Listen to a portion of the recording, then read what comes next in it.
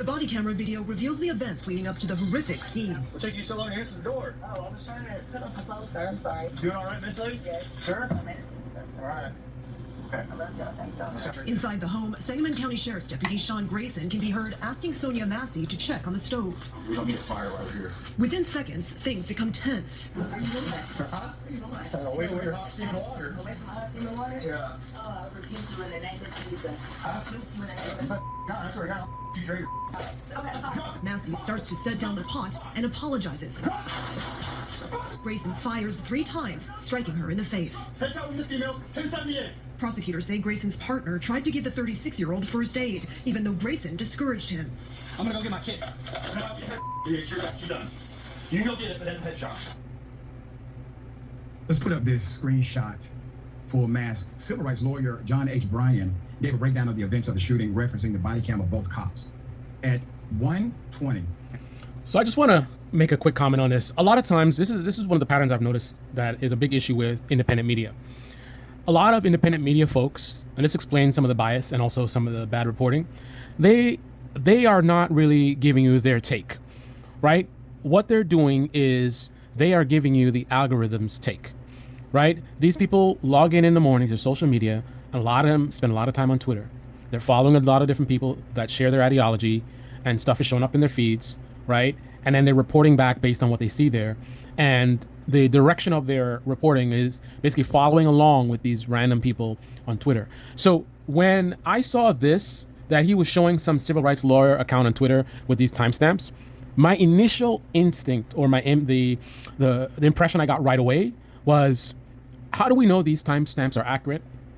How do we know that this guy's analysis is accurate? Right? If I were going to do a video like this, talking about this topic, I would not be relying on some guy on Twitter. I would get the original video myself and go through it myself. That way I can avoid being misled, right? You're going to trust somebody else's. And that's the thing about reporting versus repeating, right? What they're doing right now is repeating somebody else's reporting. And it's not even, I don't know who this person is, but I don't know that they're a journalist. Anyway, let's continue. In 44 seconds, switching to Deputy Grace's body cam, we can see that at this time, the first time being told to drop the effing pot, Sonya raises her hands in the air and says, "I'm sorry." You can see that image there. We made a still for your review. Zooming in, we can see Sonya is not holding the pot, as she's being ordered at gunpoint to drop. These are facts. The pot is on the stove. And notice how he's declaring them as facts. This is how I've caught many times misinformation floating around. Now, there's a lot more floating around in right-wing media than left-wing media for sure. But because I'm not partisan, I don't care who's doing it. I call it out every time. And many times in the left-wing media, the reason why they are so wrong is because of stuff like this. Do you think that he fact-checked this? Did he check the video himself? Did he confirm this information? Or is he just relying on what this guy says? I really don't think he looked into it. And then the thing is, a bunch of other left-wing media people will look at the same thing on Twitter and they'll share it without confirming it. And then they'll all be saying something and it'll be wrong. So the audience doesn't know what's going on. They don't know what's going on. But millions of people are in this alternate reality based on misinformation. Now, I don't know if this could be accurate, but I'm just saying it's not about whether it's accurate or not. It's about, did he confirm it or not? Standards and practices. Clearly seen. And Sonya has other mitts in her hands. Clearly seen. She also appears to be covering her ears and afraid. And Grayson shouts at her, "Drop the effing pot." The civil rights lawyer notes 1:20 and 45. Sonya ducks down. At this moment, you hear the other deputy draw his pistol. He also yells at Sonya, "Drop the pot." So now 2 cops are screaming at her to drop a pot she's not holding. Ladies and gentlemen, these are facts. 2 cops are screaming at her to drop a pot she is not holding. We have the evidence, okay? Go to the next one. At 1:20, 45 seconds. Switching back to Deputy Grace's body cam at that exact second, you can clearly see, conclusively, that Sonya did not take the pot with her when she ducked down. It's still sitting on the counter. This is a zoomed in screenshot of that same still, showing the pot is not in Sonya's possession. As she is ducking down in fear and confusion, she was undergoing a mental health crisis, thinking a prowler was at the home. 1:20:46. Let's switch back to Grayson's body cam, which has a better view. When the other deputy joins Grayson in aiming their guns at Sonya and shouting at her, drop the pot that she's not holding. Once again, there's the pot circled for you. Let's speed up 1 second. Now I'm at 1. So again, notice that he's literally reading the words of some other guy. He's not giving his analysis. He's not giving his opinion. He's literally reading something from Twitter. 20 and 47 seconds. Deputy Grayson then begins to advance forward towards Sonya Massay, who has not moved from her position. She is ducking down on her kitchen floor as if she's somehow the perpetrator. Grayson is the one who begins to move. Instead of away from a perceived threat, he moves towards Sonya. Okay? 120-47 switching back to Deputy Grayson's body cam. This is what he saw, which appears to be Sonya Massay going from being crouched with no pot to reaching up, grabbing the pot, mid-still on her hands, and then holding the pot over her head. Could it be that she grabbed the pot, held it over her head because they kept telling her to drop the pot, drop the pot, drop the pot that she did not have in her hands? 120-48, switching again to the other deputy's body cam now. After Grayson shoots Massay, who did not threaten to throw water on anyone, you see what appears to be steaming water hit the officer's chair at lower left of the kitchen floor. That's when you saw water. CBS News previously reported Grayson pleaded guilty twice to DUI prior to becoming a cop. He served at 6 different departments in 4 years, and that he was discharged from the U.S. Army in 2016 from the Fort Riley Army installation in Kansas for serious misconduct. They refused to name the exact nature of the misconduct, only called it serious. So this is classic. This is actually pretty good, especially since Officer Tatum is going to be on this show. Officer Tatum and people like him absolutely love to look into victims who happen to have brown skin and there's some outrage about some police shooting or whatever. They love, like, let's look up their arrest record or whatever so we can talk about he was a criminal, he was a drug dealer, and this and that, and people said such and such, right? They don't they don't have that same curiosity, you know, when the tables are turned, but they do love to do that. So I think it's nice for, you know, him to be looking into the background of the officer, just like they like to look into the background of people like George Floyd. One of the incidents in which Grayson is accused of having trouble obeying orders happening during his 5th police job with the Logan County Sheriff's Office, where he worked from May 2022 to April 2023. Grayson refused an order by a superior to terminate a high-speed chase in the state, 121 over traffic infraction in which his speed at times reached 110 miles per hour. He's putting other people in danger. He refused a direct order. Grayson told his superiors he was about to terminate the pursuit, but he did not. Audio recordings obtained by CBS News also show superior officers were worried about Grayson's behavior, and a recording released by the Logan County Sheriff's Office, where Grayson worked from May 2022 to April 2023. Supervising officers heard admonishing Grayson for what the senior officer said was his lack of integrity, for lying on his police reports, and for what he calls official misconduct. The sheriff and I will not tolerate lying or deception, he says in the recording. The officer tells him in the audio recording of a November 2022 meeting obtained by CBS News. At one point, the supervising officer warns Grayson that officers like you have been charged and they end up in jail, end quote. And that's exactly where his ass is at. Now, him being a bad cop doesn't say whether the shooting is justified or not. However, I believe, I'm not an attorney, I believe that the character of a person is very much relevant in a legal setting, right?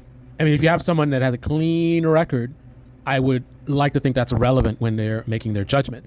You know, if the behavior is unusual and especially contradictory to their record, like this was a nice person, did a lot of charity, I would like to think that would weigh things in their favor. Now, being a good person is not going to get you off, right? But when they're making consideration about whether you did or you didn't do it, I would think they're going to look into your character. So, in my view, even though him being a bad cop doesn't say justified or not justified, his character is still relevant because they're going to be looking at a lot of different factors and they're going to have to make an assessment about whether they believe he operated within the confines of the law, right? And they look at what the law states, and part of that, again, would have to be his character.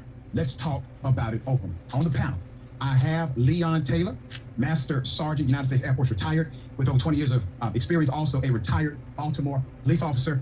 And we have Officer Brandon Tatum, a former member of SWAT, CEO of 3 companies, and he is known for his YouTube channel talking about police conduct. Gentlemen, thank you both for being on the program. Thanks for having us. Okay. Here's what I want to do. Officer Tatum talks about a lot more than just police conduct. It's a political channel, so it's basically an anti-liberal channel. He does focus a lot on any police things that come up, especially if it's a brown-skinned person that got killed, and then there's a big thing in liberal media about, oh my goodness, racist cop, whatever. He loves to go and try to say, oh, there wasn't a racist cop, and the cop did nothing wrong. He did nothing wrong. Oh, George Floyd, he wasn't murdered. He had an overdose. Like that. He loves to do videos like that, just to give you a little context of who Officer Tatum is. Officer Tatum, you have taken. Also, I would like to, before we start this, I believe that Officer Tatum is absolute trash. I believe he's immoral. I believe he's a typical American media savage, especially like what we see in independent media. I believe he's very dishonest. He's a grifter with the Bible verses on his arm. He's just fake. I don't believe anything about this man. I believe it's anything for views, whatever it is he can, do to get clicks. That's what he's all about. He's a grifter, just a character playing a part on TV. Do not have any respect whatsoever for Officer Tatum. So it pains me to say that in this video, Officer Tatum absolutely demolished Rashard Ritchie. Rashard Ritchie has a lot of great capacity. When I first started seeing his videos way back a few years ago, I was quite impressed, and I was like, this is great. He's a great addition to the media landscape. And then I noticed that his channel basically became a race baiting channel. It's all about racism is everywhere and racist cops, blah, blah, blah. Now, racism is a problem. There are racist cops, but that is separate from the rhetoric that he's pushing on his channel, right? There's a lot of things that happen in this country. Planes crash all the time. But if your channel is all about plane crashes and makes your audience believe that, planes are so dangerous, right? Then that's a problem, right? So that's the way I look at things here. Anyway, let's continue. In the position that this police officer is justified. I would like you to explain your position. Then I'm going to go to our other panelists for their opinion. So note the words he's using. So Officer Tatum has stated, I guess he's saying that Officer Tatum said that the shooting is justified. One issue is justified on in terms of in what realm, morally justified or legally justified. I think the implication is that he means legally justified, but then things kind of get a little twisty in the end. Say you. All right, so I want to make sure we're clear here. Justification is not, is he justified in the death of this young lady? Justification is the justified use of force. So I don't condone any of his actions before the shooting. So Officer Tatum, number one, he to me is normally a juvenile alpha male, right? There's two categories in my view of alpha males. There's the juvenile alpha male. So he definitely is very masculine for like an 18-year-old or a 17-year-old, right? Like I saw a video with him and he's just so unhinged, so emotional. He's yelling and screaming and threatening to punch somebody. That's childish. That's juvenile. It's definitely macho. Like that is, and for an 18-year-old to be acting like that, that is very masculine. But for a guy his age, a former SWAT guy, to be behaving like that, very juvenile. So he's that type of alpha. Trump is the same way, right? Trump is that type of bully who's got everything to say when all his buddies are around, right? But the day that somebody has the courage to punch him in the face, you're going to see him crying like a little BIT, you know what, right? That's Trump, right? A lot of bark, not so much bite. But in this video, Officer Tatum uniquely is operating like a true beta, a grown-ass man. He's level-headed. I don't see any emotion coming from him, unlike Rashard Ritchie, who he's not too emotional, but there's definitely a lot of emotion in the way he's talking. And emotion, people would say, oh, but there's a sad thing or whatever. Yeah, that's fine. But when you're doing analysis, emotions can cloud your judgment. If you want to just have a casual conversation with friends, then that's fine. You can be all like, man, that's messed up, whatever. But if you're trying to be a journalist, right, and you're trying to do an analysis, you're trying to, get to the truth, then you got to put your emotions aside and stick to the facts, right? And Officer Tatum does a really good job in this video of doing just that. I don't think he's a great officer with great reputation. Sorry, I just want to point out, notice how he says he doesn't condone their actions, and he says it's not justified in terms of that the woman was killed. His focus is on that it was a justified use of force. So we don't know what Rashard Ritchie, what the context of what he's saying is, right? Whether it's morally justified or legally. But it's very clear that Officer Tatum is coming from a perspective of legal justification, right? Because he just said he doesn't condone what they did and he doesn't justify the killing or something like that. But he's saying it was justified use of force or something like legal just of force or something like that. I'm rambling. And I'm not supporting him whatsoever. I'm saying that the use of force when she lunged at the police officers with the pot, the use of deadly force was appropriate and justified in that particular instance. Well, say that again. Notice he said he's not supporting the officer whatsoever, right from the beginning. He's not saying it because he got put in a corner and now he's trying to move the goalpost or whatever. From the very beginning, he says, I don't condone a lot of stuff that he did, and I'm not here supporting the officer. I'm just telling you legally justified use of force. He was very, very clear. that when she lunged at the police officers with the pot of boiling water, that Grayson was justified in using deadly force against her. Okay. So in your, I guess, estimation of what happened, she violently attacked the officer. No, and this, I don't know where he got this violently attacked. He didn't say that. I don't know what that's about. That's weird. she violently attacked the officers. She picked up the pot and she threw it in the direction of both officers. And out of fear of serious bodily injury, which is a part of the statute requirement, they can utilize deadly force to deter that threat. And that's what Grayson did in that instance. And that's why I believe it's justified. So I'm not an attorney, but from what I'm hearing, I think Officer Tatum is 100% correct. And it pains me to be agreeing with him, and not just on one point. I think across the board, he's been correct in this debate. My understanding of the law, he is absolutely correct, right? If she were to throw the hot water on those officers, it could cause them serious injury, right? So if they can demonstrate that they had fear that she might actually do that, then they would be easily able to justify their use of force. So we'd have to get into the details about why they would have thought that she might throw it on them, right? And as long as they can make a good argument in terms of why they would have felt fear, they would be cleared. We're talking legally, not morally. We're not talking about, oh, it's a sad thing the woman died and this and that and this is happening too much or whatever. Talking strictly about the law. So if this goes through the courts, what will the court say? What will the outcome be? That's what we're talking about here. I could go back and forth with you. I'm going to allow our other panelists to opine on this because I'm sure he has something to say. Officer, what say you? Well, it's interesting. You can't legislate morality, that's for sure. But in all of this, I'm still trying to understand why they're inside the house. It makes no sense to me. If the original call... Notice right away, this other guy starts with, you can't legislate morality. So he's having a separate conversation from what Officer Tatum is having. Officer Tatum made a statement. I didn't watch his video, but I presume his statement was, first of all, the reason that Officer Tatum did the video in the first place, the reason he was talking about this, I'm pretty sure is because this is typical of what he loved. That's what his audience loves, right?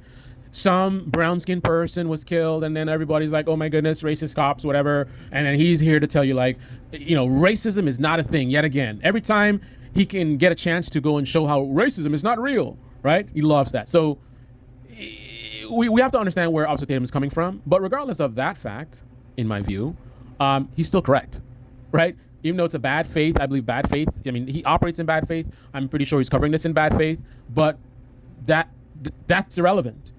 Is it legally justified or is it not legally justified? He's saying it's legally justified and he's making a solid case. But this guy automatically wants to talk about morality instead. And then he's going to go and sidetrack the conversation talking about why were they even in the house. Now, that's relevant because you can make an argument of did they put themselves in a situation that led to a chain of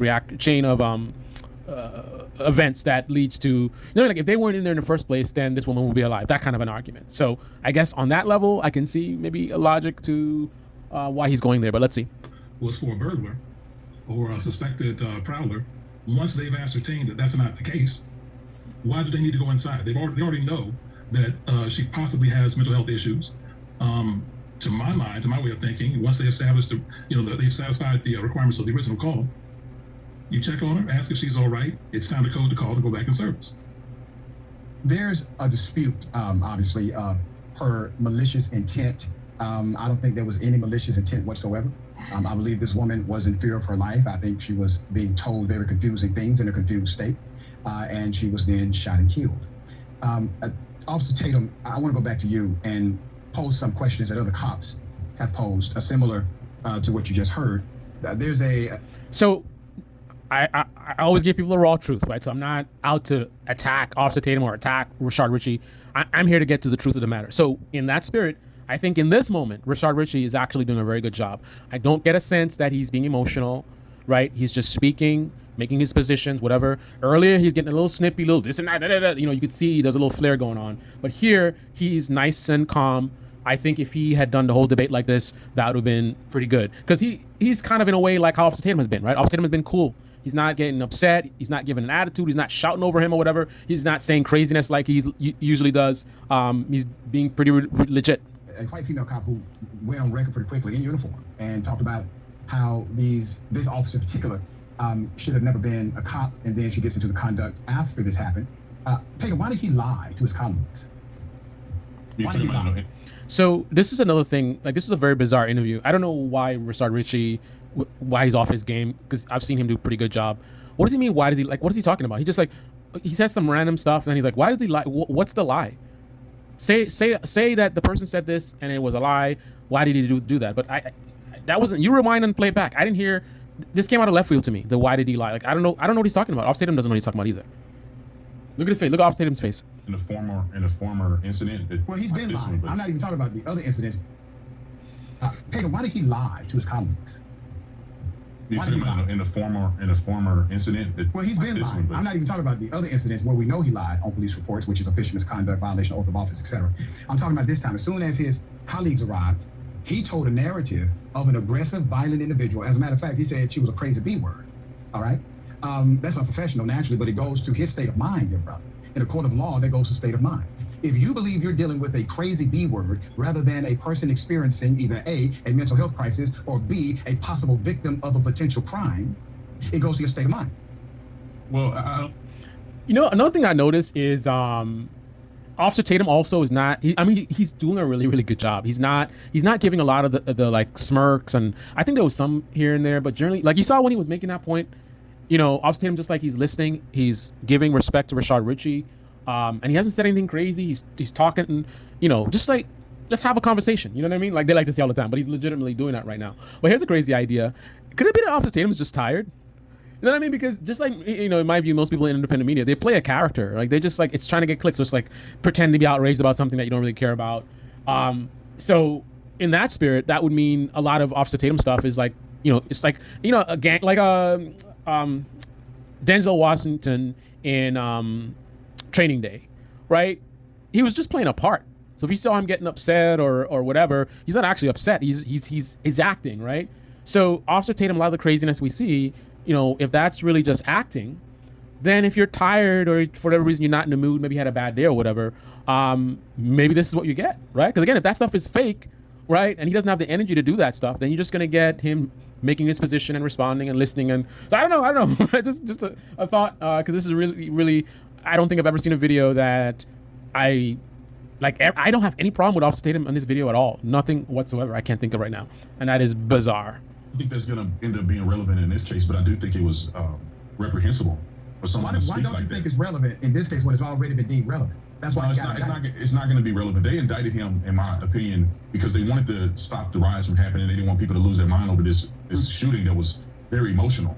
In the court of law, this is going to be a self-defense argument. So Grayson is going to argue that he acted in self-defense, and that's the only thing that's going to be on the table. Why did his partner respond the same way then? Well, I think his partner. Well, first of all, the tactics were terrible. His partner was in a very difficult position to do anything. He almost shot Grayson in the back. So these cops had a lot of things that they did incorrectly, and their tactics were horrible. And I think that's why both of them didn't respond. Notice how Officer Tatum, who's a major pro-police guy, he has had no problem volunteering multiple times in this debate about how bad these cops were. So he's not defending them, he's not supporting them, and he's not, you know, like how he's not doing what he does with Donald Trump. That's a perfect analogy. He is not doing with these cops what he would do with Donald Trump, right? With Donald Trump, not only would he be saying it's legally justified, but he would dare not talk about how their tactics were bad and he almost shot his partner and blah, blah, blah, blah. No. He would focus purely on legally justified and ignore all of their bad record, just don't want to talk about it, don't want to engage in it, or say, what does that have to do with this, or whatever. But for him to actually present his position on those things and say that they're wrong, their tactics were bad, I mean, it's like, is this Officer Tatum? I don't even know who this guy is. Does he have a twin brother? In the same manner. But I think it's going to be a self-defense argument. That's what I'm saying in the court. Not what I feel, not what anybody else thinks, not how horrible this was. It was sad to see the woman lose her life like that. Of course he's going to make. So that is, I know he likes to think he's an alpha male. Well, usually he's not, but he's being alpha right now. Listen to what he said, like that. Listen to how he talked. He says, listen, man, it's not about emotions. It's not about what you feel or whatever. Again, his argument from the beginning till now has been legal. He's saying, whatever you feel about it, whether you know, this poor woman, whatever, that's not what's going to be before the court. And that's what his argument is. If you're going to debate him about his argument, then you need to debate about his argument, which is legally justified. That's the claim he's making. You need to challenge him on legal grounds. You can't try to switch it into emotional and morality and, you know, what about this poor lady and this and that and all that kind of stuff. He made a legal statement. If you want to have a different conversation, then have a different conversation. But you cannot challenge someone who said legally justified when you're talking about something else. a self-defense argument if he's pleading not guilty. What No, but that's gonna be the argument. Is he's gonna argue self-defense, and the prosecution is gonna have to prove that he wasn't acting in self-defense beyond a reasonable doubt. Yeah, we know I think that. that the burden of proof is not gonna be they're not gonna be sufficient in this, given the Well, fact that's that why we she have threw the ball fact in water. checkers called jury members. But let me get this correct. Tatum, you're Notice how Rashad Ritchie kept cutting him off multiple times while he was talking, and even doing that, and that can be frustrating. There's no reaction from Officer Tatum. He's not getting upset. He's not raising his voice. He's not making facial expressions disrespectful. He's just trying to, doing his best to try to get his point across, in spite of how Rashad Ritchie is behaving. Like, this is an example. That's alpha, right? A lot of these, online people who like to play big and bad and we're alpha and talking about masculinity, acting feminine a lot. But this, in contrast, this is masculinity, right?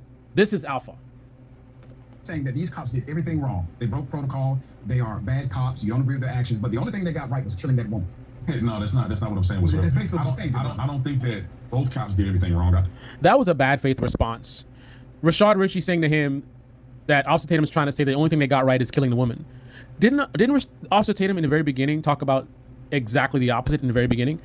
Didn't he qualify that he's not justifying the killing or whatever? He's talking about the legal justification for, I forgot how he worded it, but I think Officer Tatum addressed this in the very, very beginning. And that's very important. So that's let you know that he's not just like switching his position because he got cornered. When he starts off clarifying these very things, I gave full props.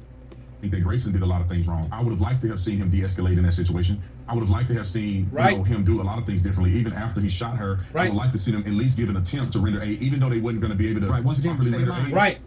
Yeah, but I think that being a bad cop doesn't mean that you're not justified in defending yourself against a person hurling boiling water. I think that's what it's going to. The fact that he's even willing to speak those words, being a bad cop, even though he's not specifically attributing that they're bad cops, he didn't say that the guy's a bad cop. He's almost speaking like hypothetically. But for a pro cop, Blue Lives Matter guy, wow. End up coming down to. Yeah, I didn't see her hurling the boiling water. He did. I sent your staff the video that I did. I think we're sending over now. It's a video that I did where I put it in slow motion and I show the trajectory of the pod and the way the water went out and it hit a table. It hit like a chair in the floor. And so you can see that the water was hurled and propelled in their direction. And that's when he pulled the trigger and shot her. Listen. So I would want to do an analysis of that point, right? Because just like Officer Tatum says, he's not trying to defend the officer. I'm not here trying to defend Officer Tatum or promote him or say he's a great guy. I'm just telling it like it is. And what I see is that he's been doing a pretty good job. However, hey man, raw truth. I would want to verify his claim here. He's talking about that she did throw some water on them. I would want to know, to me, that's an interpretation. Did she actually throw water on them? Or did she raise the pot quickly and some water splashed? That's very different, right? So let me be very clear. Did she raise the pot from the stove and swing it slightly in the officer's direction, almost like a fakie type of thing, allowing some water to splash in the direction of the officers because she propelled the pot towards the officers? Or did she simply raise the pot vertically, right, straight up from the stove? And in doing so, if it's a lot of water in it, it's going to splash. And it's going to splash in a lot of directions, including in the direction of the officers. So I would want to review the video myself and see for myself, not somebody on Twitter or whatever, see if that's in fact what happened. If that in fact happened, then I'm inclined to agree that, I'm not an attorney, but based on my understanding, it's not a guarantee that they would win, but I could see that they could win. I could see that they would have a good argument of self-defense in that case. And also, they would be able to prove a potential fear of death or serious bodily injury or something like that. If she hadn't thrown that water, I think that these cops would, well, at least the Grayson would not have been justified. Did she? And he would have gotten charged correctly. But I think when she threw that water, he's going to have a justification in the necessity to use deadly force in his self-defense, the defense of himself. But did she? Officer Taylor, what say you to that? Well, I understand the law and I understand self-defense. And, every day in this country, officers respond to these sort of calls. And I've never heard of hot water being used as a weapon that justifies the use of deadly force. To my way of thinking, I don't really know this guy's background, but I'm inclined to think he's going in the wrong direction here because from my interpretation of the law, as not an attorney guy, Um, I don't know about the legalities of the term weapon, but if you have some device or substance that could reasonably be thought to be something that could be used to kill you or seriously maim or harm you, I think whatever that substance or object is, it could be something that could be used as a justification for deadly force, right? If I hold a knife, right, and I swing it at an officer, right, a reasonable person could or would fear for their life in that situation because this person could be looking to stab you. But now you can replace that knife with any sharp object, right? Some sharp metal rod with a very, very pointy tip, like an arrow type of thing, right? Almost needle sharp. And they're swinging it around in a stabbing type of motion. It's not a knife. It's not an actual weapon, but it's being used like a weapon, right? What about a flag with a pointy tip on it, and I'm swinging it towards your face? My view of the law is all of these things could be considered, like if you taking these actions with these items, you could easily make an argument for you had a fear for your life and therefore justified, lethal force. Same thing with a vehicle. Lady was screaming at me, "I'm going to kill you," and then she jumps in her car and she aims the car at you and she's driving the car towards you very quickly. A car is not a weapon, but it's being used as such. A reasonable person in that situation would probably fear for their lives that this person's trying to run you over. If the person hits you with that car, it's not going to be good, right? So whether it's water, a flag, a knife, someone's an attorney in the comment section, let me know if I'm wrong, but that's the way I look at the law. So if I'm correct, then he's wrong in what he's saying, oh, I've never heard them using hot water. It doesn't matter that it's hot water. It doesn't matter what it is. What matters is what can be done with the item. What can the hot water do to the officers? What can this woman do with the hot water to potentially injure the officers, right? If it can be used to seriously injure the officers, then I think possible justified use of force. They could have mitigated the whole thing. Number one, they didn't have to be inside the residence with her. That's number one. Number two, if they were going to be in the residence, I get that, but that's kind of sticky. It would have to be that them being in the residence at all is so out of pocket, oh my goodness. She specifically told them not to go in there or whatever. There's got to be some contributing factor that makes it so on its own. Let's say the woman never got killed. This didn't happen on its own, that they went into the house, massive problem, very concerning, whatever. If that was the case, then I could see, okay, they did something crazy, violated policy or just really reckless. Why would you go in the person's house? That is reckless. If that was how we could characterize this, because it was so crazy that they went in there, and then it ends up in the situation where they end up having to use lethal force, I could see where everything could crumble, where you could focus on why were you even in there. But based on she called them in a burglary and they were talking to her and whatever, I just don't see that them being in there is anything that's so bizarre that you would be like, I don't know, man. I just don't see that being a strong argument. I'm not an attorney again, but I just don't see it. An officer primary, and you got a backup officer. If you're so concerned about the possibility of a fire breaking out, and you have this woman who you've already established has mental issues, she's seated. Why not have your partner go and turn the pot off? If it's that big of a deal. Again, I still don't understand why they were both inside the residence asking for her ID. I can under. Well, number one, lesser offenses can be added. I actually believe they will be. But the murder charge does not require premeditation in the sense that he went to the home in order to kill. It requires mens rea. And mens rea means that you knew or should have known that killing a woman who is ducking down on the floor in her home was a crime. You develop mens rea at that point, and that is the formation of charge. All right, go ahead, bro. But he would be guilty if that's what happened. We're all on the same page. If she crouched down and he just shot her because she had a pot next to her, he thought she was going to throw the pot. See, that was pretty good. A little touch of emotion, but not enough that it's concerning in terms of blocking his judgment, right? He just swung back with something legit, right? He's saying the situation as described by Rashard Ritchie, he would agree with them that would be not justified, right? If she was ducking down and they just, you heard what he said, right? That would be justified. But he's saying that's not actually what happened, right? So it's kind of a straw man argument, which is that's the argument that Officer Tatum is basically making. He's saying that Rashard Ritchie is making a straw man argument. He's talking about something that actually did not occur, as opposed to critiquing the actual thing that did occur. He would have had no chance in this case, but I think that when she picked the pot up, for whatever reason, I still don't know why she would throw the pot at the guy. Well, but she picked the pot up and threw it, and then when he shot her, he used deadly force against her. You do know that his knowledge of the mental health crisis is going to be front and center in the prosecution. That doesn't preclude him from defending himself. Just give me a moment. What it does is it sets a parameter of protocols that must be followed in order to protect life. And but it also justifies. If you decide to not follow those protocols, you have willfully engaged but it also, in the violation of those protocols. It also lends to the fact of her being. What protocols is he talking about? Without specifying what protocols, that kind of kills his whole point. It sounds good, and he could be having a good point there, but I don't know what protocols he's talking about. And very unstable in making that furtive action without any kind of signs or anything before that. So that's not true. That is not because she was, when he said she was crazy. No. When he said she was crazy, that sound bad for him to say it, but it was true because she may have been going through a psychotic episode. And but see, brother, that's the point. They're going to make that point. So a little problematic there.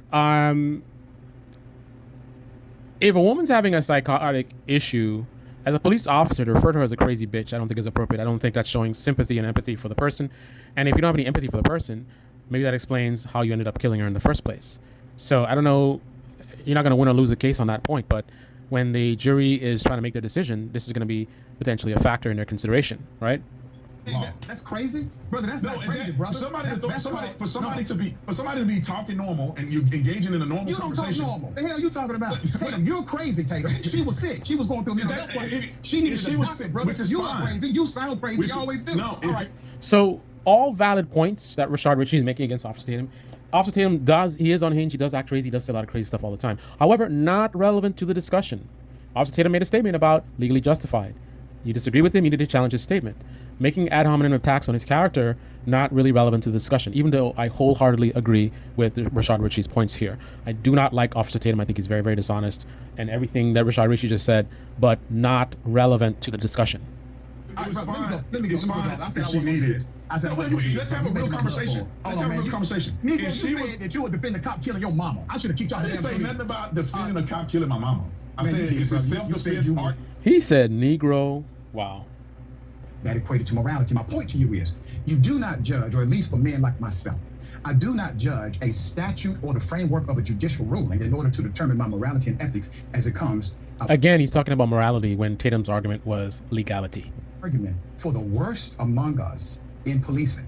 And you admit you did not like anything they did. You didn't like none of it. But brother, I hate to bring this home, man. Your mama living, Officer Tatum? Huh?